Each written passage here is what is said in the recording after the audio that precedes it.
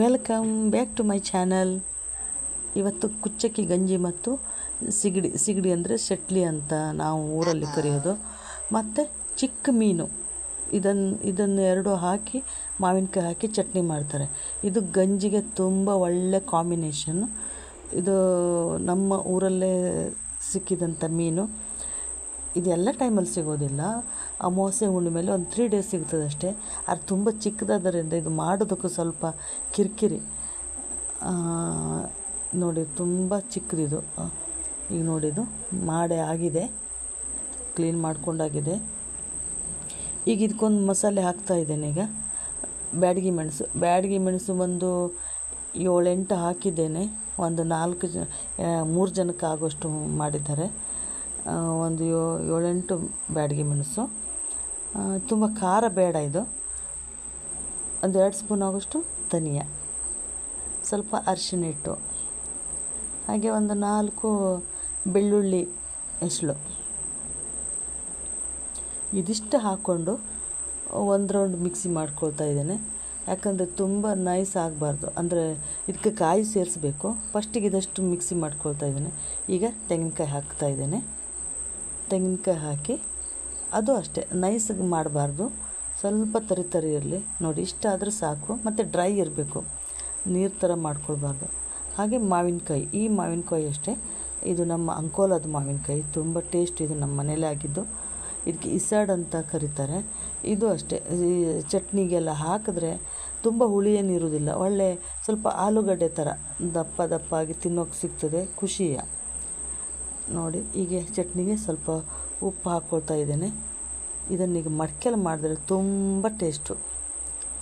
ನೋಡಿ, ಚಿಕ್ಕದು ಮಡಕೆ ಇಟ್ಕೊಂಡಿದ್ದೇನೆ, ಅದರಲ್ಲಿ ಹಾಕ್ತಾಯಿದ್ದೇನೆ. ಈಗ ಮಾವಿನಕಾಯಿ ಹಾಕಿ ಕಲಿಸ್ಕೊಳ್ತಾ ಇದ್ದೇನೆ.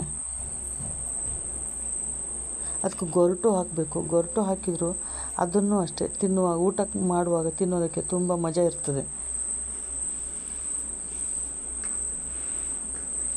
ಇದು ಡ್ರೈಯೇ ಮಾಡೋದು, ಗ್ರೇವಿ ಥರ ಮಾಡಲ್ಲ. ಚೆಂದ ಮಾಡಿ ಬಿಸಿ ಕಾಯಿಸಿದರೆ ಚೆಂದ ಡ್ರೈ ಆಗಿ ಬರ್ತದೆ. ಈಗ ಇದಕ್ಕೆ ಮೀನು ಹಾಕ್ತಾಯಿದ್ದೇನೆ.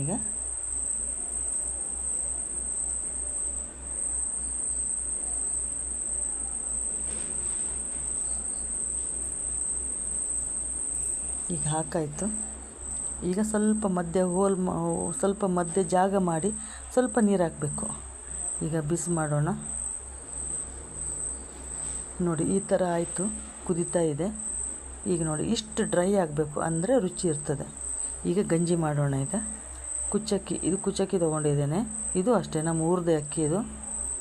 ಇದೆಲ್ಲ ಊಟ ಮಾಡಬೇಕಂದ್ರೆ ತುಂಬ ಖುಷಿ ಇರ್ತದೆ. ಊರಿಗೆ ಬಂದರೆ ನಾವು ಇದನ್ನೇ ಜಾಸ್ತಿ ಊಟ ಮಾಡೋದು. ತುಂಬ ಟೇಸ್ಟಿ, ಒಂಥರ ರುಚಿಯಪ್ಪ ನಮ್ಮ ಊರು ಊಟ. ನೋಡಿ, ಕುಕ್ಕರೆಲ್ಲ ಹಾಕ್ತಾಯಿದ್ದೇನೆ. ಕುಕ್ಕರ್ಲು ಅಷ್ಟೇ, ಇದನ್ನು ಫಸ್ಟಿಗೆ ಒಂದು 3 ವಿಸಿಲ್ ತರಿಸ್ತೇನೆ. ಹಾಗೆ ಒಂದು 10-15 ನಿಮಿಷ ಬಿಟ್ಟು ಸ್ಟೀಮ್ ಹೋದ್ಮೇಲೆ ಮತ್ತೊಂದು ವಿಸಿಲ್ ತರಿಸ್ಬಿಟ್ರೆ ಸಾಕು, ಚೆಂದಾಗಿ ಬೇಯ್ತದೆ ಅದು. 1 ಲೋಟ ಅಕ್ಕಿಗೆ ಒಂದು 4 ಲೋಟ ಆಗುವಷ್ಟು ನೀರು ಹಾಕಬೇಕು ಕುಚ್ಚಕ್ಕಿಗೆ ಗಂಜಿ ಮಾಡೋದಿದ್ರೆ. ನೋಡಿ, ಒಂದು 4 ಲೋಟ ಹಾಕಿದೆ. ಈಗ ಮುಚ್ಚಿ ಬೇಯಿಸ್ತಾ ಇದ್ದೇನೆ. ಲಿಡ್ ಹಾಕ್ತಾಯಿದ್ದೇನೆ. ಈಗ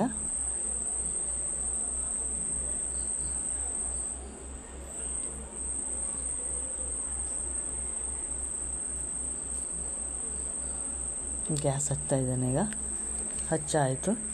ಈಗ ವಿಸಿಲ್ ಬರ್ತದೆ. ಈಗ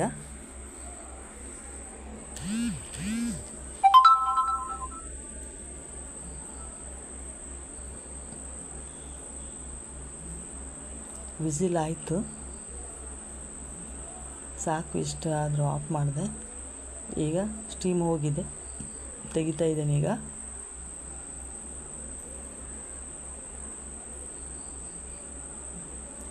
ಸರಿಯಾಗಿ ಬೆಂದಿದೆ. ಸ್ವಲ್ಪ ನೀರು ಕಡಿಮೆ ಆಯಿತು, ಇನ್ನೂ ಸ್ವಲ್ಪ ನೀರು ಬೇಕಿತ್ತೇನೋ ಅದಕ್ಕೆ.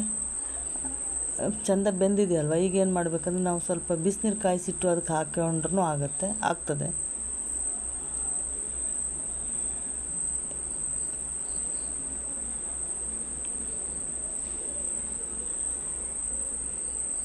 ಈಗ ಸರ್ವ್ ಮಾಡ್ತಾ ಇದ್ದೇನೆ. ಈಗ ಬೇಯುವಾಗಲೇ ಇನ್ನೂ ಸ್ವಲ್ಪ ನೀರು ತೊಗೊಳ್ತಿತ್ತು. 4 5 ತನೂ ಹಾಕ್ಬೋದು. ನಾನು 4 ಲೋಟ ಹಾಕಿದ್ರಿಂದ ಸ್ವಲ್ಪ ನೀರು ಕಡಿಮೆ ಆಯಿತು. ಅದಕ್ಕೆ ಎಂತ ಮಾಡಿದೆ ಅಂತ ಹೇಳಿದ್ರೆ, ಸ್ವಲ್ಪ ಬಿಸಿನೀರು ಕಾಯಿಸಿಟ್ಕೊಂಡಿದ್ದೆ, ಅದನ್ನೀಗ ಊಟ ಮಾಡುವಾಗ ಹಾಕ್ಕೊಂಡ್ರೂ ಆಗುತ್ತದೆ. ಇದಕ್ಕೆ ಹಾಲು ಹಾಕ್ಕೊಂಡು ಉಂಡ್ರೂ ಟೇಸ್ಟು ತುಂಬ ರುಚಿ ಇರ್ತದೆ.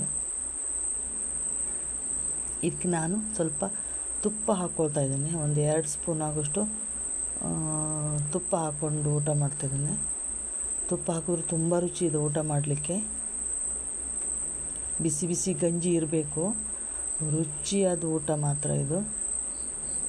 ಈ ಸೆಕೆಗೆ ಇಲ್ಲಿ ನಮ್ಮದು ಸಿಕ್ಕಾಪಟ್ಟೆ ಸೆಕೆ. ಈ ಸೆಕೆಗೆ ನಮಗೆ ಸಾರು ಊಟ ಮಾಡೋಕ್ಕಾಗೋದಿಲ್ಲ. ಉಪ್ಪು ಸ್ವಲ್ಪ ಹಾಕ್ಕೊಂಡೆ. ಈಗ ಚಟ್ನಿ ಹಾಕ್ತಾಯಿದ್ದೇನೆ. ಈಗ ನೋಡಿ, ಚಟ್ನಿನೂ ಅಷ್ಟೇ ಎಷ್ಟು ಡ್ರೈ ಆಗಿದೆ ನೋಡಿ. ಈ ಥರ ಆಗಬೇಕು. ಇದು ತಿಂದರೆ ಅಷ್ಟೇ ನೀವು ಮತ್ತೆ ಅಷ್ಟು ಟೇಸ್ಟಿ ಇದು.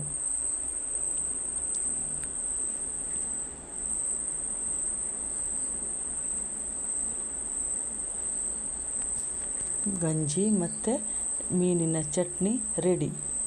ಇದನ್ನು ನೀವು ಮಾಡಿ, ನಮ್ಮ ಊರ ಕಡೆ ಸಿಗ್ತದೆ ಇದು, ಎಲ್ಲ ಕಡೆ ಸಿಗೋದಿಲ್ಲ. ದಯವಿಟ್ಟು ಮಾಡಿ.